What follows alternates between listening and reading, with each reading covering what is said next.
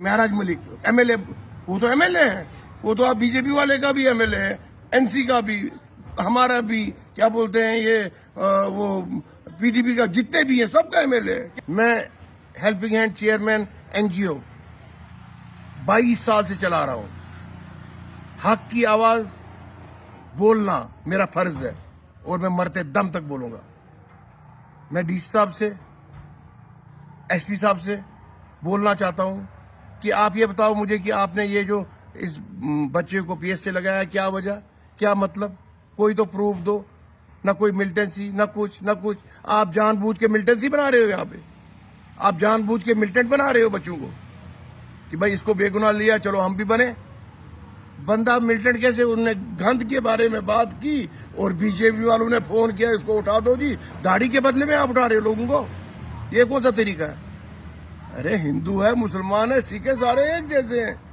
हिंदू को खून निकालो, मुसलमान को निकालो, सिख को निकालो, बुद्ध को निकालो, सबको रखो इस पे। बाद में देखा है मेरे को ये कोई अमेरिकन साइंटिस्ट नासा से लाओ और उसमें से निकाल के दो मुझे मुसलमान का या हिंदू का खून, कभी नहीं निकलेगा। तो जब वो नहीं निकलता, जब इंसानियत है, इंसानियत पे हम है, तो फिर ये मजहब और ये गुंडागर्दी, ये चीजें बयान देना अब कुछ नहीं बनेगा।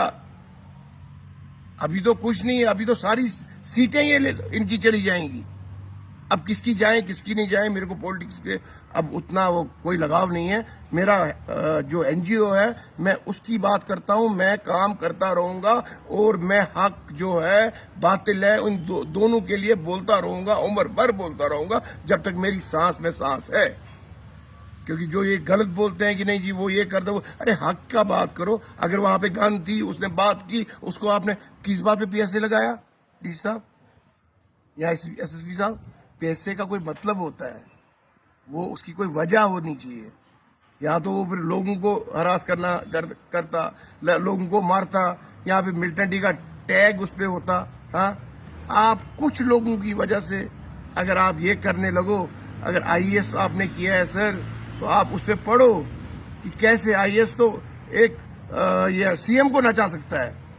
आईएएस की पावर बहुत होती है, लेकिन अगर उस चीज का अगर आपने इतना पढ़ा है तो आप इन अनपढ़ लोगों की बातें सुनते हो और उस पे चलते हो, तो ये बड़ी बदकिस्मती वाली बात है कि उन पे आप कोई एक्शन लो।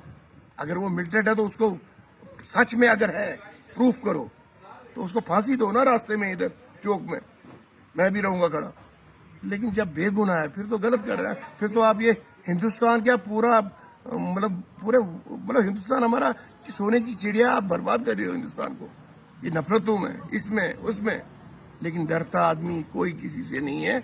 डीसी साहब, गवर्नर साहब से मैं अपील करता हूं कि डोडा का मसला है, इसको हल करो और जो भी हक की आवाज उठाता है उसको अप्रिशिएट करो।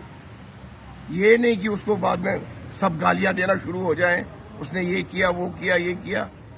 तो जब वो अगर ये महराज मलिक एमएलए, वो तो एमएलए है, वो तो आप बीजेपी वाले का भी एमएलए है, एनसी का भी, हमारा भी, क्या बोलते हैं ये वो पीडीपी का, जितने भी हैं सबका एमएलए है। क्या करोगे?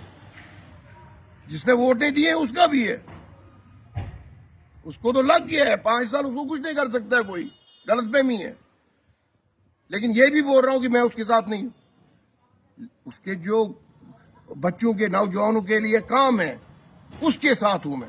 आते हैं बोलेंगे नीचे शायद महराज मलिक का, ना कोई नहीं, कोई महराज मलिक नहीं, कोई मुझे कांग्रेस नहीं, कोई एनसी नहीं, कोई बीजेपी नहीं, कोई कुछ नहीं। मैं मुरीद हूं 1-2 बंदों का, वो मैं हूं।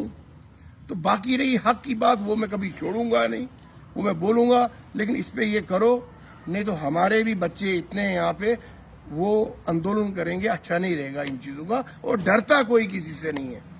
अब इनकी बातें हम सुनते हैं, उससे क्या हुआ, वो हम छोड़ देते हैं, टाल देते हैं इनकी बातें हम। तो देखो दोस्तों क्या होता है, बाकी बोला साहब।